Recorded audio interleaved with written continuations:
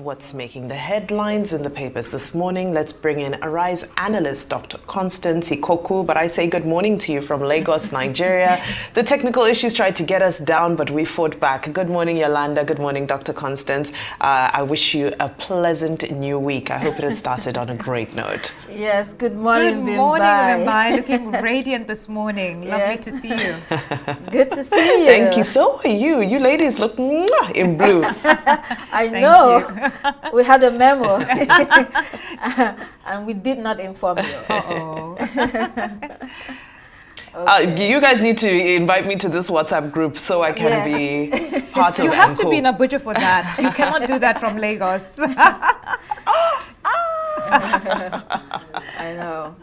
Okay, good to see everyone. Let's look at those stories that are shaping the agenda for you today. We'll start with this day newspaper. So in this day, Akpabio Tinubu has placed search for peace in Plateau as at center of national security. On the window we have NMDPRA. We will not allow cartels take over downstream petroleum sector. No more impunity, suppression of will, Turaki assures Nigerians, PDP members. That's the new party chairman. And Daily Sun this morning, PDP crisis, battle shifts to states. FBN versus GHL, whistleblowers expose sole arbitrator as First Bank shareholder. And refiners fought FG's willing buyer, willing seller crude sales model. All right, so let's move to the Vanguard newspaper. As bank profits rebound to 2.5 trillion naira, manufacturers shun bank loans over high interest rates. Tinubu to appoint ambassador soon, according to the presidency. And electricity workers threaten nationwide shutdown. That's after we've had that threat from doctors. UK to allow Nigerians, other foreign students switch to innovator founder visa. Convention of controversies. This is talking about the PDP, how Turaki emerged as PDP national chairman, and federal government targets 160 billion naira from wheat production. Finally, in the Vanguard, why North remains backward despite vast talent. This is Governor Sani speaking.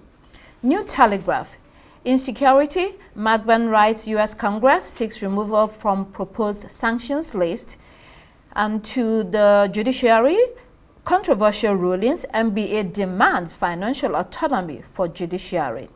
Asylum seekers reforms in the UK, refugees to face 20-year wait to settle permanently in that country. And Muslim ticket in 2023, embolden Islamic fundamentalists, according to Lawal. On the window, bill, FG targets $210 billion valuation for Nigeria's digital economy. A lot of young people doing great things in the digital sector. Daily Times, landmark water view scandal reveals Nigeria's real estate fraud oversight failures. This is from an investigation that was conducted. 5,000 FCT households to get free gas under Clean Air Project. Moving on to Daily Independent, experts warn of fiscal instability as Nigeria's borrowing grows. And disguised contract staffing creates safety blind spot at airports. But a judge, who is a member of the PDP, says here that it will take 4 years for Wike to return to the party after the expulsion weekend. Arbitrator in $780 million First Bank versus GHL case reviewed as bank shareholder. Leadership newspaper, 5% ticket sale charge hurting airlines. Operators are speaking out here. And the designation of Nigeria as a country of political concern, of particular concern, has continued to generate reactions here. Northern Christians are saying that Northern Christians and Mieti Allah are hailing President Tinubu for sending emissaries to Plateau State to douse tension. Akwa Ibom State People's Democratic Party rejects Ibadan Convention. The Punch, alleged Christian genocide. U.S. Congress begins full-scale probe into Nigeria's killings. Federal workers demand 35,000 wage award arrears, and to Edo State, Obaseki failed Edo. Oshomele replies PDP. And there's more. PDP firestorm, Wike camp rejects expulsion as 4 states challenge Marking Day. And ahead of the elections in 2027, Osun, Imo, Kano lead 2.3 million voter pre-registrations. The Guardian newspaper, 2026 budget delays spark fiscal spending concern, uncertainty. And Tinubu deploys peace envoy to Plateau as DSS arrests armed dealer. DR Congo ends Nigeria's 2026 World Cup dream. So what a shame. Everyone is upset. Absolutely. But it happens. Abia Assembly writes Tinubu 6 Kano's unconditional release. Let's look at the international headlines, starting with Daily Graphic. Use budget as transformative tool. Speaker charges Parliament in faraway Ghana. And the Financial Times, Trump trade negotiator lashes out at Europe over delays in reducing tariffs, and Labour shakes up human rights law in bid to show small boats plan is credible.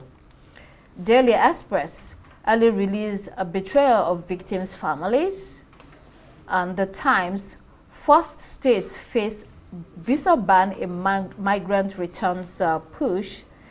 The Daily Telegraph, take back migrants or face visa ban. This is Mahmoud Shaban, UK Home Secretary. And finally, the Daily Mail, lawyers and Labour MPs to torpedo Mahmoud's asylum plan. Let's see also The Guardian before we go. The Guardian newspaper, most sweeping reforms to asylum rules in a generation to be unveiled, and call for urgent inquiry over child benefit errors. All right, going back to this day newspaper, let's start with the window story. The NMDPRA, we will not allow cartels to take over downstream petroleum sector. So the Nigerian Upstream and Downstream Regulatory Agency here is trying to assure Nigerians that there will be no abuse by dominant players in the oil sector, and they're promising to investigate monopolistic tendencies by any organization. If this occurs, the agency says it is empowered by the law to control price and to set the price at which products must be sold in the Nigerian market. Vimbai, fears of monopoly in this sector is not a fresh concern at all. But this promise or pledge by this agency will be welcomed by other small players in the sector, won't it? Absolutely, it will. I mean, we've continued to see one drama after the other since we saw the Dangote refinery come online. And even prior to the Dangote refinery coming online, there was always scandal and drama concerning subsidies. All this played out in the downstream sector where those who distribute finished product play. Now, I believe that the statement from the NMDPRA is obviously coming from the fallout of the proposed 15% tax on imported fuel, which has now been suspended. I can't say it's been scrapped. It has been suspended for the meantime. And the current reports are that that tax will be implemented in the first quarter of 2026. Having said that, there have been several allegations. The first allegation being that there's a monopolistic, cartelistic tendencies, that these downstream players hold Nigerians ransom, that they overcharge, that they profiteer, and that there's so much going on between products being imported and they getting into our fuel tanks. Number two, if you remember, there were also allegations of them marketing and selling substandard products, higher in sulfur and, imported from countries like Russia and Malta and so forth. The fallout has been massive. But what it has revealed is the fact that there's certainly a massive divide and conflict between the Dangote refinery and those those who are accustomed to importing their petroleum products. That's number one. Number two, it has also shown that those who import and are also part of the unions have a huge muscle in being able to push back on any efforts that the Dangote refinery makes. So the government is in a very tough place because we see that we can't, as much as we wish the Dangote refinery well, a nation cannot rely on one supplier for its entire petroleum product, especially knowing how strategic and important it is to our economy. It's an issue of national security and national economic security. However, those other players that playing privately can also be said to have not been playing in good faith. And who suffers? It is we who suffer in our pockets, not just at the fuel tank, but we know that if there's instability in the PMS price, that filters through to the prices of daily commodities, it filters through to inflation and a number of things. So if NMDPRA is going to be able to really come in and stamp its approval in this sector and regularize it and normalize it and remove all impunity and all those players associated to important people who feel that they can play games with this industry. If the PIA can be implemented 100%, then it will really allow two things to happen. Number one, it will allow local players to thrive. And number two, it will also allow for us consumers to be able to get a fair price. Having said this, it's also important for us to see the government refineries. We can't stop talking about those refineries. It's also important for us to see those coming online because, as we said last week when discussing the 15% tax, the road to energy security with regards to petroleum is incomplete. The journey is incomplete unless we have more refineries than the Dangote refinery, than the Bua refinery, all those other Port Harcourt Wari modular refineries all need to come on board if we're really going to be able to check the cartelistic behavior that is exhibited by the fuel marketers. All right. Thanks, Vimbai, for starting us up. Let's go to the lead story there in this day, which is talking about Akpabio Tinubu has placed search for peace in Plateau at the center of national security. Very important. There is also that story in leadership, if we can pull leadership up. Northern Christians, Mieti Allah, hail Tinubu for sending peace emissary to Plateau and yes, there's also the Punch, alleged Christian genocide, U.S. Congress begins full-scale probe into Nigeria's killings. But let's focus on this peace emissary. So the emissary sent by the president is generally viewed as a smart move, especially when at this particular time when Nigeria has been designated as a country of particular concern. So this is the government trying to show seriousness and responding to those questions that were raised and those worries that were raised by everybody, both the U.S. and within Nigeria as well. So, I mean, state-sanctioned massacres is something people do not want to see. They want to see that the government does not sanction that and that it is doing something deliberately, taking the steps to be able to address those. So we have the emissary there in Plateau State. I'd like to ask you, what do you think about that, or what's your take on that? Okay. Well, Dr. Constance, I think you have encapsulated it very well by highlighting that this is a very good diplomatic move. Now, in this effort to intensify and to restore peace in Plateau State, the presidency was jointly praised by the Northern Christian groups as well as Mieti Allah for deploying this. And I believe that there was a 2-day engagement that involved religious leaders and traditional rulers as well.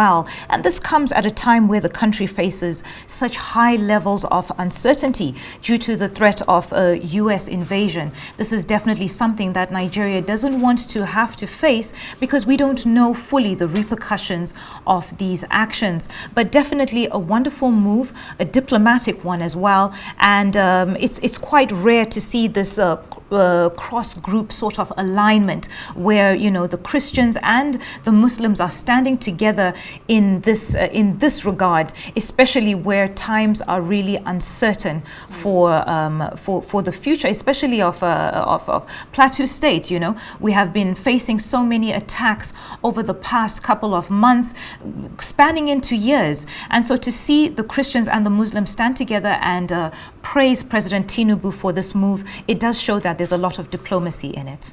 And Yolanda, just to add, the big question will be how far this goes, because in the past we've had emissaries and committees set up concerning, you know, the massacres and killings in the Middle Belt, and they did not go that far, because if they did and if they worked, we would have seen a completely different result. So the emissary, her name is Dr.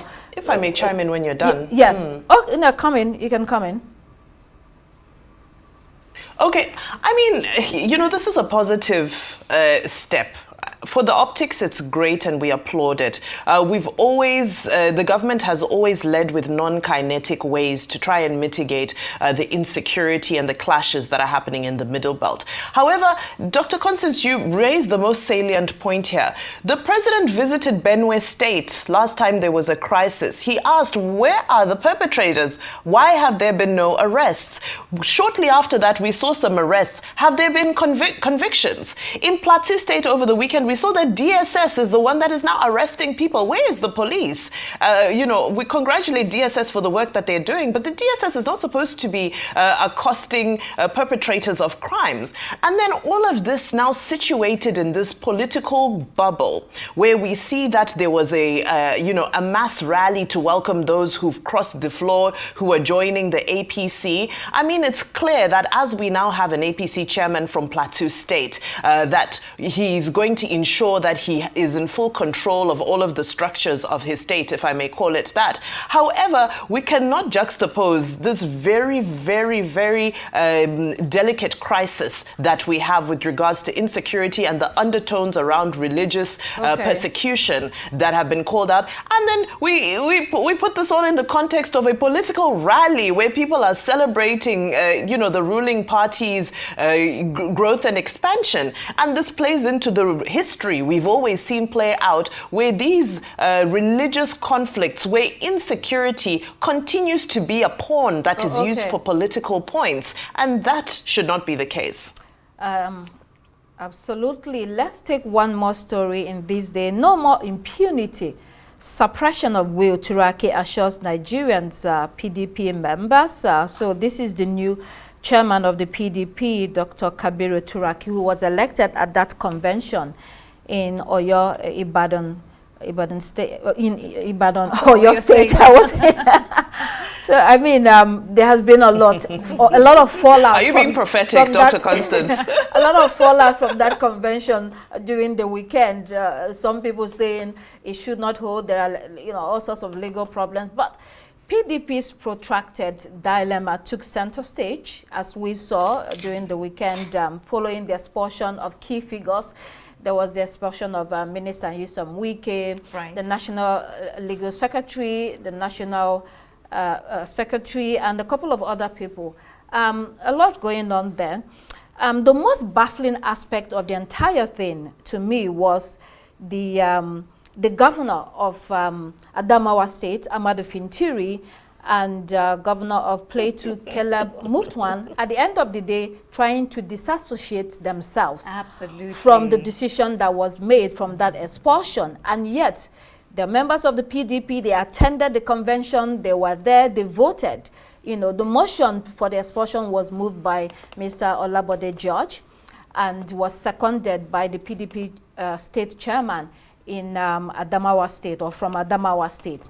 And so, you know, it was adopted by the entire House. So a couple of ways to interpret what happened. This is clearly a case of two men wanting to eat their cakes and have it at the same time.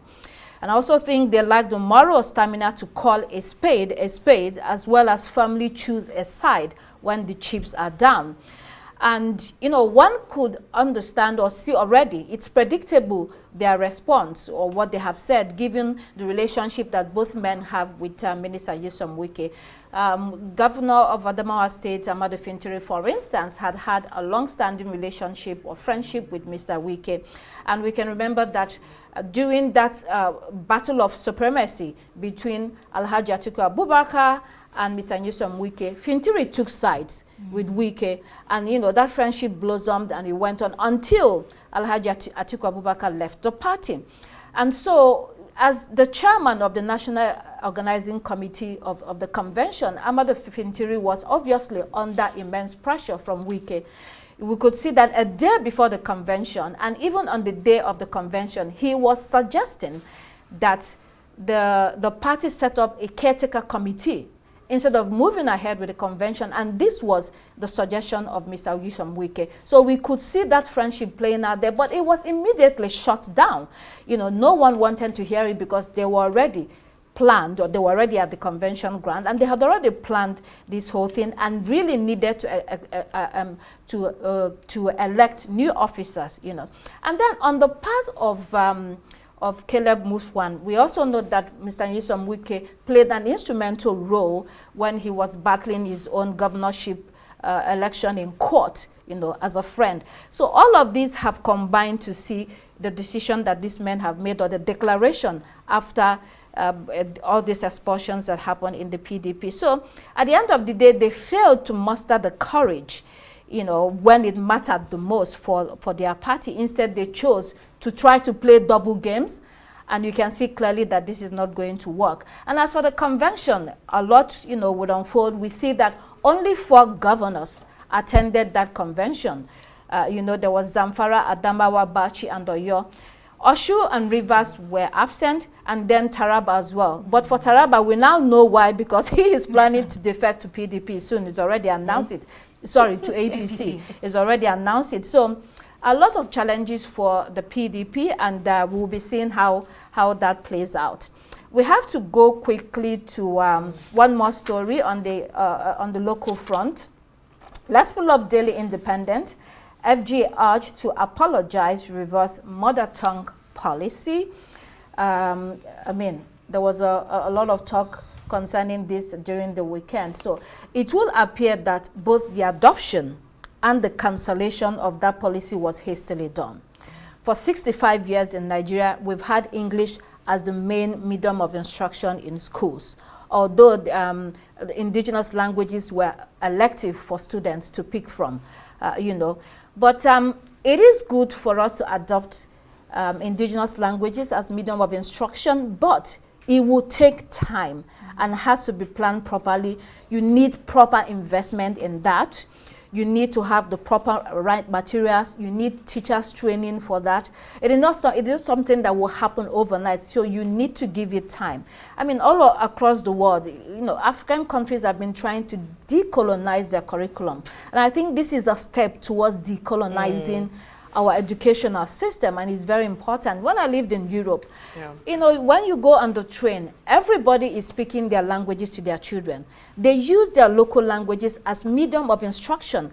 But here in Africa, this is, a vestige of colonialism that we have to deal with. And if we have to do it, though, it has to be done right.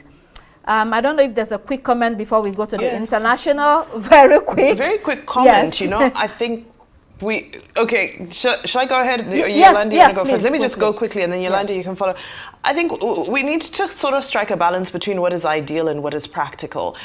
Because it's ideal for us to teach in our mother tongues, for us to entrench it. That's the language we're speaking at home. So it'll be easier for our children to grasp concepts in the classroom in this language. However, practically speaking, our classrooms are barely, well equipped enough for what we're currently doing at the moment. Even if you look at computer literacy, the availability of electricity for our children to even learn about computers from a basic level, and what it would now cost for us to overhaul the curriculum, change all the books, change all the everything. Practically speaking, it is a massive overhaul. However, I'm with you, Dr. Constance, just because it's a huge undertaking, taking doesn't mean we should shy away from it. It is ideal, but practically speaking, what's our track record with implementation of overhauls of this nature? We haven't quite perfected the art of implementation. Well, I don't think we should be giving excuses. If we are serious as a people, if you want to do something, then you have to make a plan and then work with the plan. But let's quickly go to the international headlines. We had a couple of developments over the weekend. DR Congo and the M23 rebels were able to sign a peace deal in Qatar. So the special advisor to President Trump, Masad Boulos, and the foreign minister of Qatar were there to give a press conference on that particular deal. There is going to be 8 protocols, and the implementation process will take time. There's also going to be an independent committee set up in order to make sure that that implementation goes ahead for the DR Congo, a country that has been in war for over 30 years. And we know that the M23 rebels are backed by Rwanda. But the point that I want to bring out here is that signing a deal in Qatar, not at the AU headquarters, in Ethiopia, Addis Ababa, Ethiopia, or in any African capital city. Well, okay, we have a peace deal, but there is a sort of no vote confidence on AU, which is supposed to be the primary guarantor of peace on the continent, and even, the role that other African countries can play. And here, on the other hand, Qatar is having a growing role as a global crisis mediator, and so it gives it that global legitimacy. Yolanda, jump in. Oh, Dr. Constance is really, the points that you've just brought up are just trying to explode the story further than it already is. Let's just look at the fundamentals first of all. Signing this peace deal is just the very fundamental beginning stage of any end of war. It's just the paper to pen part of things. What's left now is the crucial part, how it translates to everyday life. There's still prisoner exchange that needs to happen. There needs to be withdrawal of troops.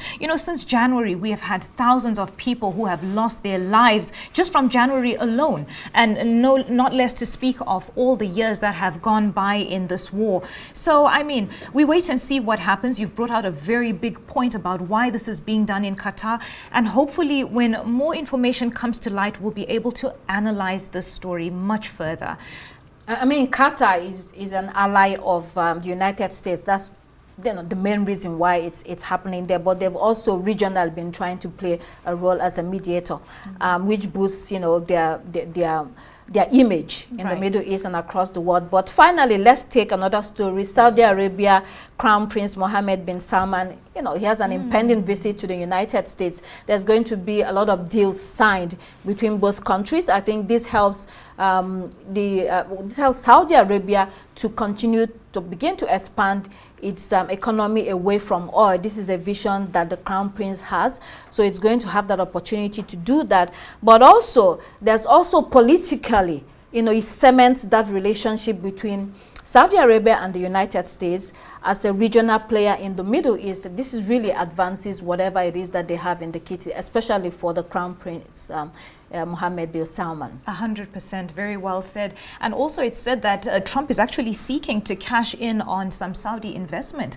And there's also talk about, how they can enhance AI together between Saudi and America. I think there's a lot of speculation at the moment. The best that we can do is wait to see what comes out of it, because I'm also very curious to know what kind of deals are going to be struck through this very prestigious meeting. There will be deals in defense, technology, and energy, if I can the just rest of them. Chime in before we... Very quickly. That's actually the point I want to chime in on very quickly. When we were in Saudi Arabia at the FII 9 conference, Donald Trump Jr. was in attendance, and he has a private equity firm called 1789, which in essence brings in investment into the Donald Trump administration policies. And that's what they were pushing. They were pushing NVIDIA, they were pushing defense, and in essence, the amount of respect and love that Donald Trump Jr. got in Saudi Arabia from the local government government showed that there was definitely an appetite for investment and that there was going to be more carried forward. So you see the Donald Trump administration, ethically or not ethically so, using Donald Trump Jr., his son, and his business to raise what they're calling patriotic capital, to bring in money for wherever it needs to come from to try and reindustrialize America. I mean, Jared Kushner is also involved. he is the bridge between the Saudis, officially, it's a family affair, and the United States. So it's a family business. Like you said, ethically, unethically, they're moving ahead with what they want to do. All right, those were your headlines today. Thanks, Dr. Constance.